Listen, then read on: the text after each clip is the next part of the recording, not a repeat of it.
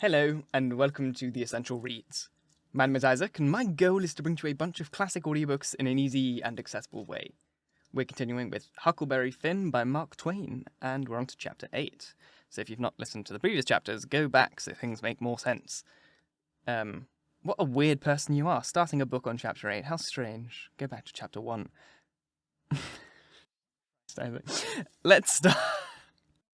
The Adventures of Huckleberry Finn was written in a time when terrible slurs and actions were used to oppress the African-American people. These words and actions still cause harm today, and I, Isaac, would never wish to do so to any of these people. Any racial slurs that occur in this book shall be bleeped to avoid causing offence, and to guarantee that I can get paid for making these videos.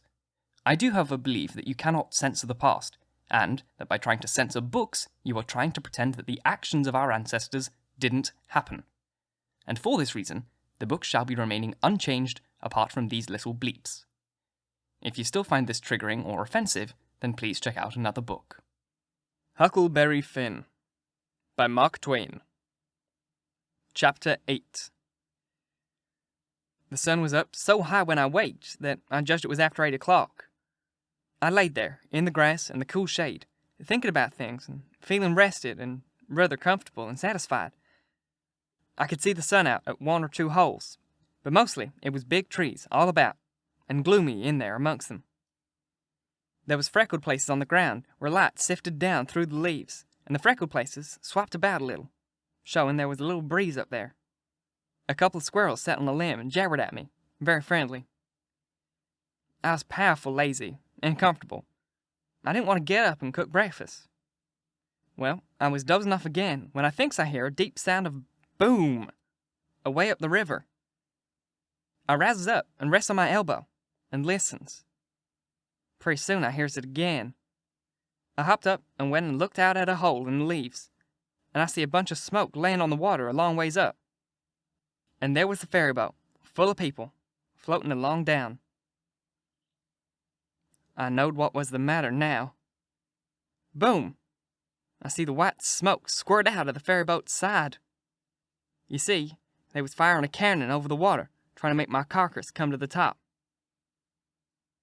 I was pretty hungry, but it weren't going to do for me to start a fire because they might see the smoke. So I sat there and watched the cannon smoke and listened to the boom. The river was a mile wide there, and it always looked pretty on summer mornings. So I was having a pretty good time seeing them hunt for my remainders. If I only had a bit to eat. Well, then I happened to think how they always put quicksilver in loaves of bread and float them off because they go right away to the drowned carcass and stop there. So, says I, I'll keep a lookout, and if any of them's floating around after me, I'll give 'em a show. I changed to the Illinois edge of the island to see what luck I could have, and I weren't disappointed. A big double loaf come along, and I most got it with a long stick, but my foot slipped and she floated out further. Of course, I was where the current setting closest to the shore. I knowed enough for that. But by and by comes along another one, and this time I won. I took out the plug and shook out the little dab of quicksilver and set my teeth in. It was baker's bread, what the quality eat, none of your low-down corn pone. I got a good place amongst the leaves and sat there on a log, munching the bread and watching the ferry boat, and very well satisfied. And then something struck me. I says now I reckon the widow or Parsons or somebody prayed that this bread would find me, and here it has gone and done it. So there ain't no doubt but there is something in that thing. That is, there's something in it when a body like the widow or Parsons prays, but it don't work for me, and I reckon it don't work for only just the right kind. I lit a pipe and had a good, long smoke, and went on watching. The ferry boat was floating with the current, and I allowed I'd have a chance to see who was on board when she come along, because she would come in close where the bread did. When she got pretty well along down towards me, I put out my pipe and went to where I fished the bread, and laid down behind a log on the bank in a little open place. Where the log forked, I could peek through. By and by she come along, and she drifted in so close they could have run out a plank and walked ashore. Most everybody was on the boat. Pap, and Judge Thatcher, and Bessie Thatcher, and Joe Harper, and Tom Sawyer, and his old Aunt Polly, and Sid, and Mary, and plenty more. Everybody was talking about the murder, But the captain broke in and says, "Look sharp now. The current sets in closest here, and maybe he's washed ashore and got tangled amongst the brush on the water's edge. I hope so, anyway." I didn't hope so. They all crowded up and leaned over the rails nearly in my face and kept still, watching with all their might. I could see 'em first rate, but they couldn't see me. Then the captain sung out, "Stand away!" And the cannon left off such a blast right before me, it made me deaf with the noise and pretty near blind with the smoke, and I judged I was gone. If they'd had some bullets in, I reckon they'd got the corpse they was after. Well, I see I wasn't hurt, thanks to goodness. The boat floated on and went out of sight round the shoulder of the island. I could hear the booming now and then, further and further off, and by, after an hour, I didn't hear it no more. The island was 3 miles long. I judged they'd got to the foot and was giving it up, but they didn't yet a while. They turned around at the foot of the island and started up the channel on the Missouri side, under steam and booming once in a while as they went. I crossed over to that side and watched them. When they got abreast the head of the island, they quit shooting and dropped over to the Missouri shore and went home to the town. I knowed I was all right now. Nobody else would come a-hunting after me. I got my traps out of the canoe and made me a nice camp in the thick woods. I made a kind of tent out of my blankets, put my things under so the rain wouldn't get at them. I catched a catfish and haggled him open with my saw, and toward sundown I started my campfire and had supper. Then I set out a line to catch some fish for breakfast. When it was dark, I set my campfire smoldering and feeling pretty satisfied. But by and by it got sort of lonesome, and so I went on and sat back on the bank and listened to the currents washing along, counted the stars and drift logs and wrasse that come down, and then went to bed. There ain't no better way to put in time when you're lonesome. You can't stay so. You soon get over it. And so, for 3 days and nights. No difference. Just the same thing. But the next day, I went exploring, around down through the island, and I was boss of it. It all belonged to me, so to say, and I wanted to know all about it. But mainly, I wanted to put in time. I found plenty of strawberries, ripe and prime, and green summer grapes, and green raspberries, and the green blackberries was just beginning to show. They would all come in handy by and by, I judged. Well, I went fooling along deep in the woods till I judged I weren't far from the foot of the island. I had my gun along, but I hadn't shot nothing. It was for protection. I thought I would kill some game nigh home. About this time, I mighty near stepped on a good-sized snake, and it went sliding off through the grass and flowers, and I after it, trying to get a shot at it. I clipped along, and all of a sudden, I bounded right onto the ashes of a campfire that was still smoldering. My heart jumped up amongst my lungs. I never waited for to look further, but uncocked my gun and went sneaking back on my tiptoes as fast as I could. Every now and then, I stopped a second amongst the thick leaves and listened, but my breath come so hard I couldn't hear nothing else. I slunk along another piece further and listened again, and so on and so on. If I see a stump, I took it for a man. If I trod on a stick and it broke, it made me feel like a person had cut one of my breaths in two, and I only got half, and the short half too. When I got to camp, I weren't feeling very brash. There weren't much sand in my call. But I says, this ain't no time for fooling around. So I got all my traps into the canoe again, so as to have them out of sight, and scattered the ashes around to look like an old last year's camp, and then climbed a tree.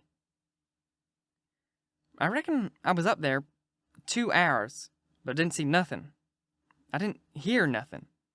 I only thought I heard and seen much of the 1,000 things. Well, I couldn't stay up there forever, so at last I got down, but I kept in the thick woods and on the lookout all the time. All I could get to eat was berries and what was left over from breakfast. By the time it was night, I was pretty hungry, so when it was good and dark, I slid out from shore before moonrise and paddled over to the Illinois bank about a quarter of a mile. I went out in the woods and cooked a supper, and I had about made up my mind I would stay there all night when I hear a plunky plunk, plunky plunk, and says to myself, horses coming. and next I hear people's voices.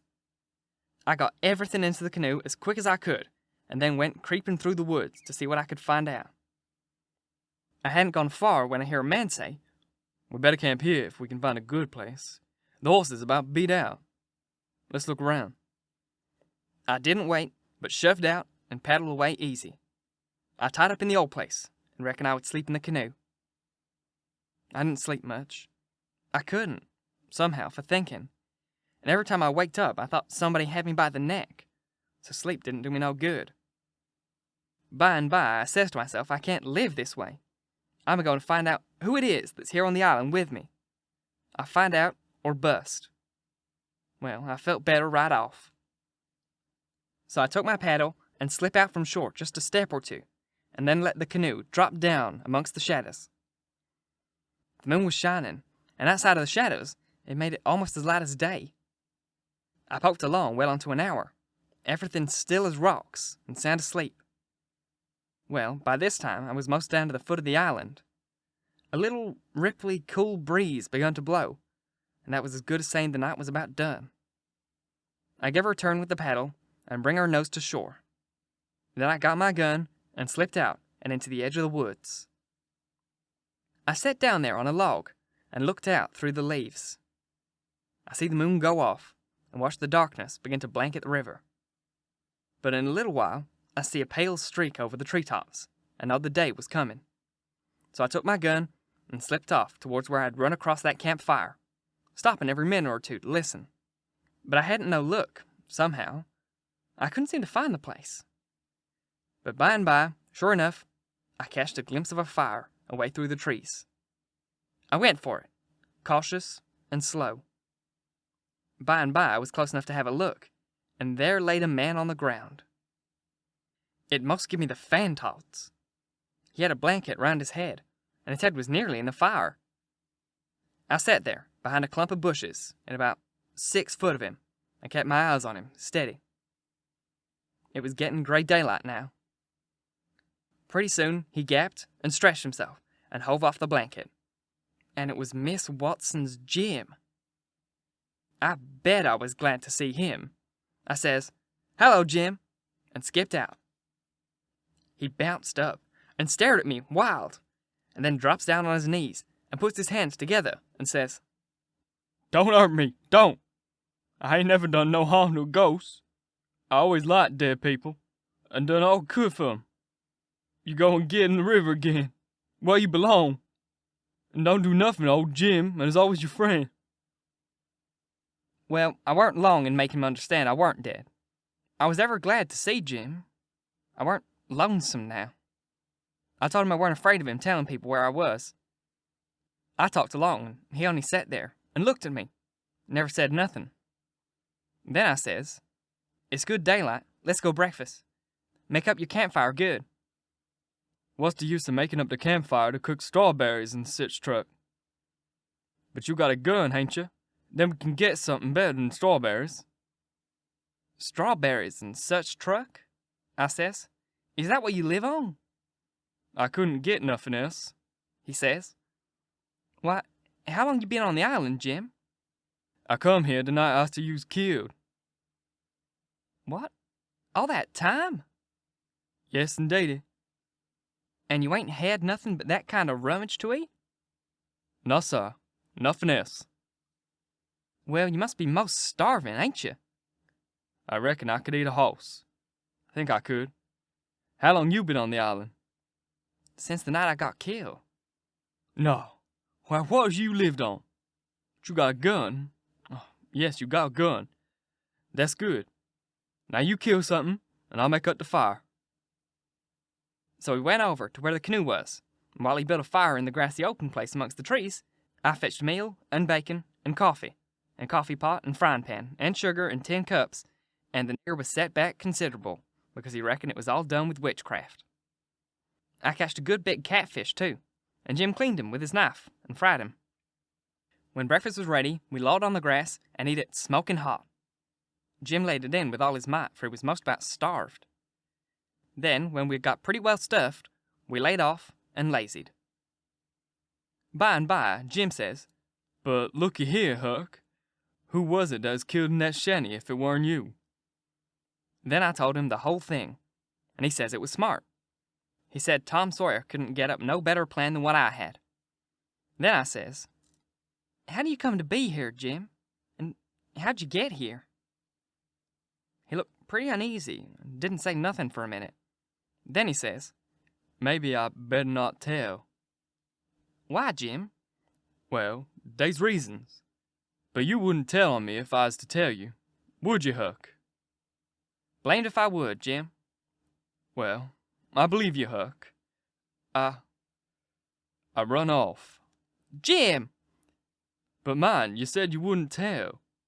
You know you said you wouldn't tell, Huck." "Well, I did.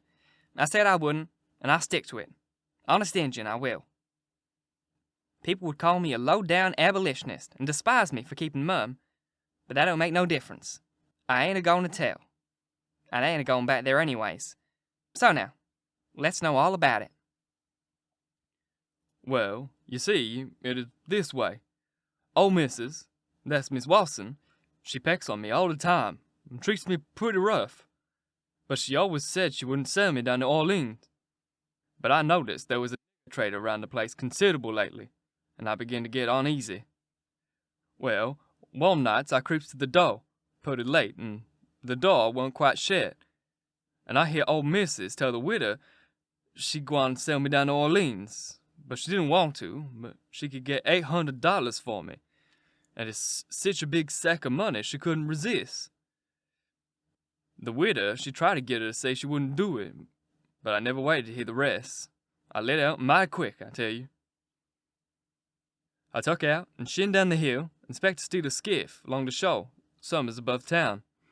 But there was people a-stirring yet, so I hid in the old tumble-down cooper shop on the bank to wait for everybody to go away. Well, I was there all night. There was somebody around all the time. Along about 6 in the morning, skiffs began to go by, and by 8 or 9, every skiff that went along was talking about how your pap come over to the town and say you was killed. These last skiffs was full of ladies and gentlemen going over to see the place. Sometimes they'd pull up at the shore and take a rest before they started across, so by the talk I got to know all about the killing. I was powerful sorry you was killed, Huck, but ain't no more, now. I laid there, under the shivens, all day. I was hungry, but I wasn't feared, because I know old Missus and the widow was going to start a camp meeting right after breakfast, and be gone all day. And they knows I go off with the cattle about daylight, so they wouldn't expect to see me round the place, so they wouldn't miss me till after dark in the evening. The other servants wouldn't miss me, in case they'd shin out and take holidays as soon as the old folks is out of the way. Well, when it come dark, I took out up the river road and went about 2 mile or more to where there wasn't no houses. I made up my mind about what I was going to do. You see, if I keep on trying to get away afoot, the dogs would track me. If I stole a skiff to cross over, they'd miss that skiff, you see, and they'd know about where I'd land the other side and where to pick up my track. So I says a raft is what I oughta. They don't make no track. I see a light a-comin' round the p'int by and by, so I wade in and shove a log ahead of me, and swum more than halfway across the river, and got in amongst the driftwood, and kept my head down low, and kinda swim agin the current till the raft come along. Then I swum with the stem of it, and took a holt. It clouded up, and it was pretty dark for a little while, so I clumb up and laid down on the planks. The man is all way yonder in the middle, where the lantern was. The river was a-rising, and there was a good current, so I reckoned that by 4 in the morning I'd be 25 mile down the river, and I'd slip in just before daylight, and swim ashore, and take to the woods on the Illinois side. But I didn't have no luck. When we was most down to the head of the island, a man began to come adrift with a lantern. I see it wasn't no use for to wait, so I slid overboard, and struck out for the island. Well, I had a notion I could have lain most anywheres, but I couldn't. Bank too bluff. I was most to the foot of the island before I found a good place. I went into the woods, and jaded I wouldn't fool with rats no more, as long as they moved the lantern round so. I had my pipe, and a plug of dog leg, and some matches in my cap, and they weren't wet, so I was all right. And you ain't had no meat or bread in all this time? Why, Didn't you get mud turkles? How you gwine get 'em? Can't slip up on 'em and grab 'em. And how's a body gwine to hit 'em with a rock? How could a body do it in the night? And I weren't going to show myself on the bank in daytime. Well, that's so. You've had to keep in the woods all the time, of course. Did you hear him shooting the cannon? Oh, yes. I knowed they was out of you. I see 'em go by here. Watched them through the bushes. Some young birds come along, flying a yard or two at a time, and Latin. Jim says it was a sign it was going to rain. He said it was a sign when young chickens flew that way, and so he reckoned it was the same way when young birds done it. I was going to catch some of them, but Jim wouldn't let me. He said it was death. He said his father lay mighty sick once, and some of them catched a bird, and his old granny said his father would die. And he did. And Jim said you mustn't count the things you're going to cook for dinner, because that would bring bad luck. The same if you shook the tablecloth after sundown. And he said if a man owned a beehive, and that man died, the bees must be told about it before sunup next morning, or else the bees would all weaken down and quit work and die. Jim said bees wouldn't sting idiots, but I didn't believe that, because I'd tried them lots of times myself, and they wouldn't sting me. I had heard about some of these things before, but not all of them. Jim knowed all kinds of signs. He said he knowed most everything. I said it looked to me like all the signs was about bad luck, and so I asked him if there weren't any good luck signs. He says, mighty few, and they ain't no use to a body. What you want to know when good luck's coming for? Want to keep it off? And he said, if you got hairy arms and hairy breasts, that's a sign that you gwine be rich. Well, there's some use in signs like that, in case it's so far ahead. You see, maybe you got to be poor for a long time first, and so you might get discouraged and kill yourself if you didn't know by the sign that you gwine be rich by and by. Have you got hairy arms and a hairy breast, Jim? What's the use to ask that question? Don't you see I has?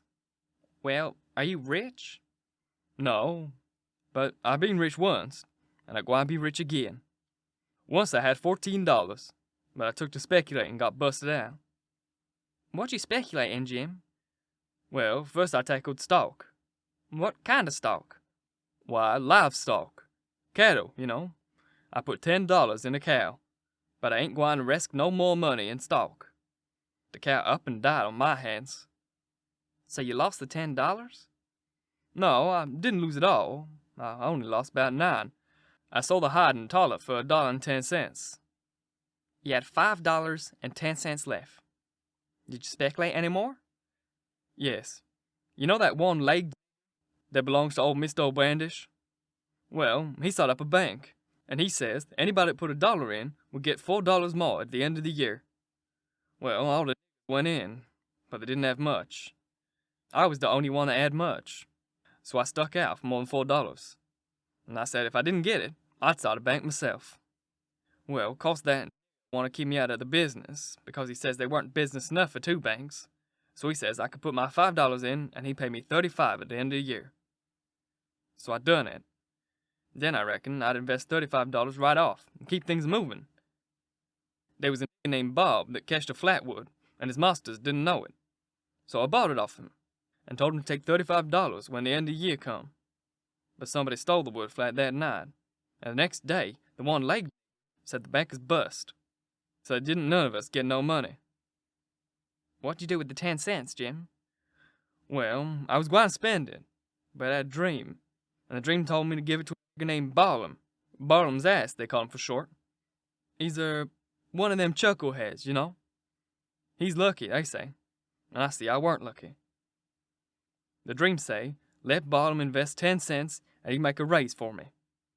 Well, Barnum, he took the money, and when he was in church, he heard the preacher say that whoever gives to the Poland to the Lord, and bound to get his money back 100 times. So Barnum, he took and give the 10 cents to the Poe, and laid low to see what was going to come of it. Well, what did come of it, Jim? Well, nothing come of it. Couldn't manage to collect that money no way. And Barnum, he couldn't. I ain't going to lend no more money. That I see the security. Bound to get your money back 100 times, the preacher says. If I could get them 10 cents back, I'd call it square, and be glad at the chance. Well, it's all right anyway, Jim. As long as you're gonna be rich again, sometime or another. Yes, and I'm rich now. Come look at it.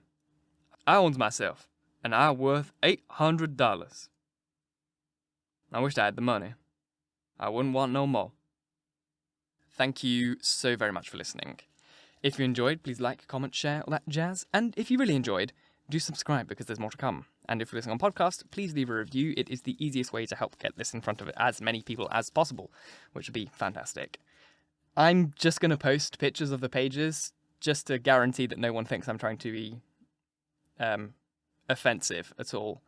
The character is... The book is written in dialect, and the book is written in a way that characters sound a certain way when you read the words. I'm not trying to do any accent. I'm not trying to be offensive in any way. I'm just trying to read the book as authentically as possible.